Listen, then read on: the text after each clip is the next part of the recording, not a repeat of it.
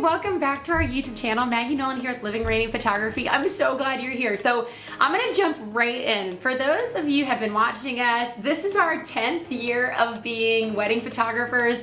Our very first wedding was in 2011. I'm gonna introduce you to Chris and Ashley. So at the time, you guys, we had no idea that these guys would kickstart Living Radiant Photography. We said yes because we were friends. I said yes. I asked Patrick to shoot it with me. We had no idea what we were doing. And like, I'm legit about to take you through the day. I'm gonna take you through things from the beginning, into ceremony, into bridal party pictures, newlywed, even into reception. But I'm gonna partner them with our two most recent weddings. We shot a wedding Friday and Saturday, and so I'm gonna show you, and I'm gonna teach you some things too along the way. So it's not just like, look how bad this is, look how good this is. That's not the goal, that's not the point of this video. The point is to show you growth. It's to show you why we do certain things now, things that I would have done differently then. And so we're gonna jump right in. First and foremost, like I said, Chris and Ashley, met them through church years ago. I think it was in 2010. They asked me to be their wedding photographer. I said yes. Guys, I think I charged them like $800, like compared to now, 10 years later, we charge upwards to $6,000 for a 10-hour wedding day. So all that stuff is on our website. You can go figure that out later. But I'm just saying that to show you like growth. Some people, I think, when you're seeing people's life on Instagram or YouTube or Facebook or whatever, like you see a price tag or you see portfolio and you just think that they just like have always been like that. No, like we actually started somewhere. So I have my laptop over here. You guys, I'm going to show you pictures on the side. Let's start at the beginning of the day. So here's a picture of a getting ready segment from Chris and Ashley's day. So getting ready during that like first hour of the day. Now I do details. I do like invitation. I do dress hanging. For Chris and Ashley's, I literally just grabbed the dress and I took it somewhere. I'm looking at this picture and I'm like, you can tell that I use flash inside. It's backlit with natural light. And my Kelvin totally is off, probably because I was using flash and I didn't really know how to control that. And then like here's another photo of that same dress and it's like totally dark, like plastic hanger, like obviously like I had no idea what I was doing. I hung the dress, it's really pretty. I wanted to show off the detail. Here's a detail photo of the dress. I wanted to show the embellishment. And guys, like this is stuff that I still do now, but the difference is I choose lighting. So I took Paige's dress outside, 11 stories up from the Four Seasons Hotel. We're outside on the balcony. I made sure her mom was okay with it, that Paige was okay with it.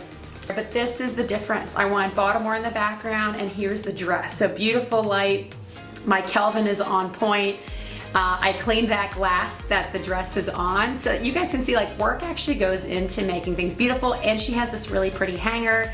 I now asked our couples to have a hanger or I bring one so that it's not plastic, okay?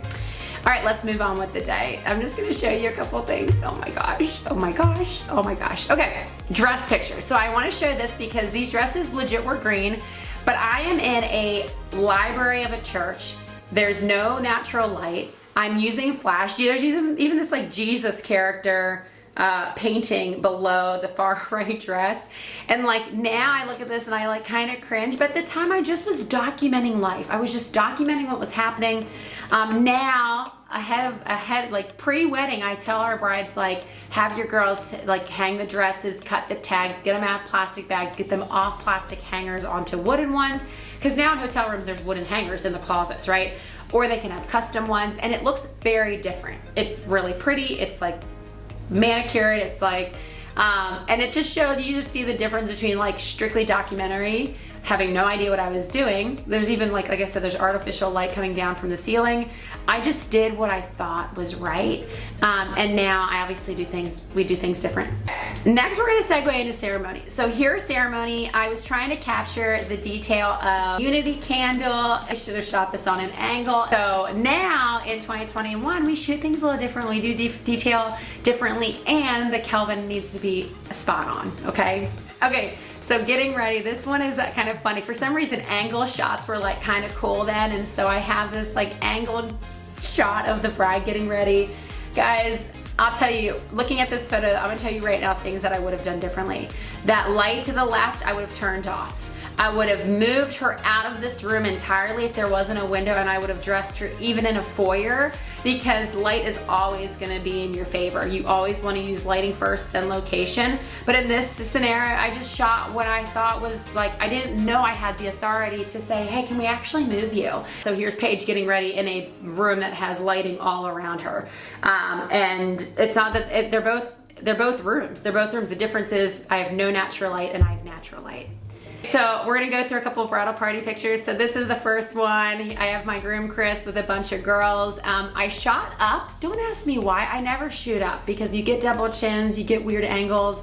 I also, at the time, I was shooting with a Rebel T1i camera, which, guys, that's a $200 or $150 camera now.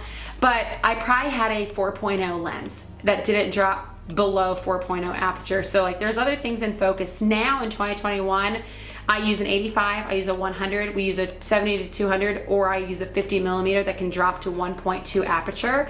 And that's so super, super clear as our couple. If it's a bigger party like our wedding on Saturday, I'm actually shooting with a 24 to 7, but I'm at the lowest I can go, which is a 2.8. And I might be shooting it at 24. So I just say that to show like I try not to have distracting elements so that the focus is on our couple, okay? Same here, bridal party. I had the girls bending over probably because I was on the ground.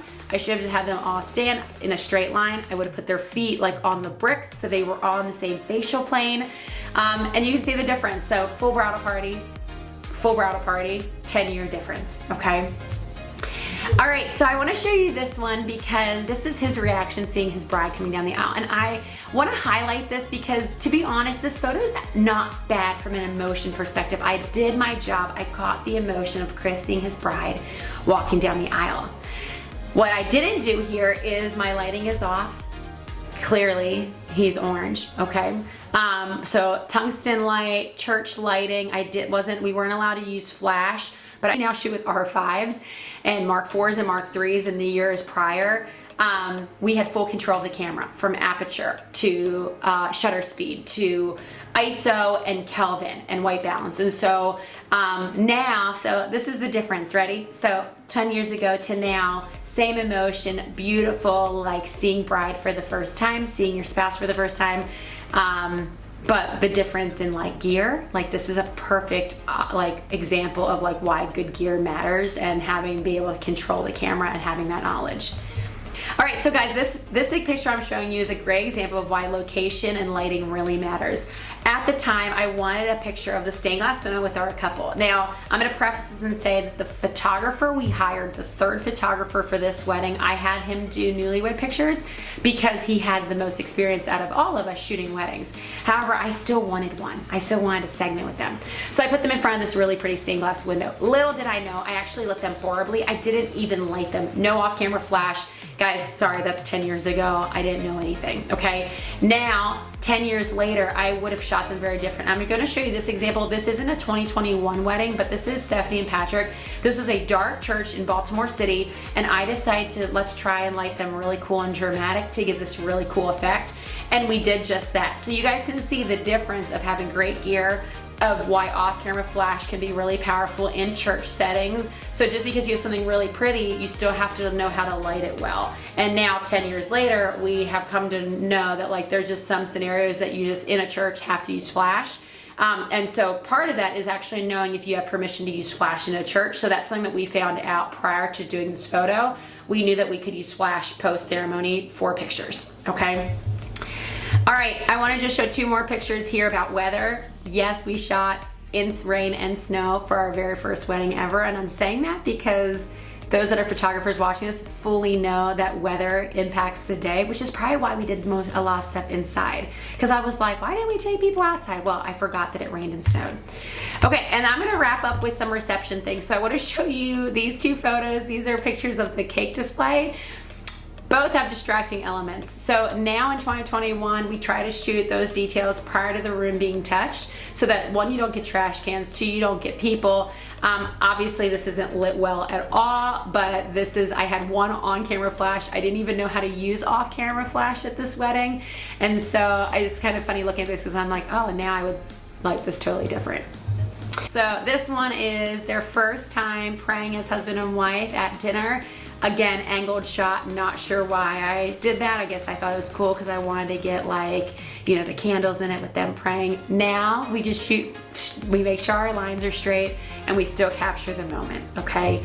And then last but not least is, in fact, one of the dances. So I can't remember if this is first dance or last dance. The point of this is really watch for distracting elements. You can see that that service door is wide open. Why I included this in their final gallery, I don't even know. Probably because I thought it was cute with them. He's looking at her, her eyes are closed. They're having this like amazing moment. But again, they're not lit well. But I just wanted to capture the emotion of it. So just something to consider when you're shooting weddings. Here's 10 years later. I really try hard to capture full atmosphere now, emotion, still really pretty like moments of the dance, but obviously you can see there's just a difference in how we light now. Emotion is still there. My goal when they got married was, you know, 10 years ago was still to document them like loving each other and having like an amazing day, which again, they love their gallery. But 10 years later, I'm like, I know what's possible. I didn't know what was possible then. I just knew what I knew. And again, like, this is the beauty of growth. This is where we come from. This is where we are now. And that's really all I have for you guys. I'm not going to show you really anything else from the day, but I wanted to show you what 10 years of wedding photography then versus now looks like. I hope that was fun. I hope it was encouraging. If you're just starting out, don't be afraid. You're probably better than I was then. And so go for it, have fun, and I hope there is stuff within this video that helps you shoot your first wedding well. So thanks so much, you guys. Have a wonderful week, and we'll see you back here soon.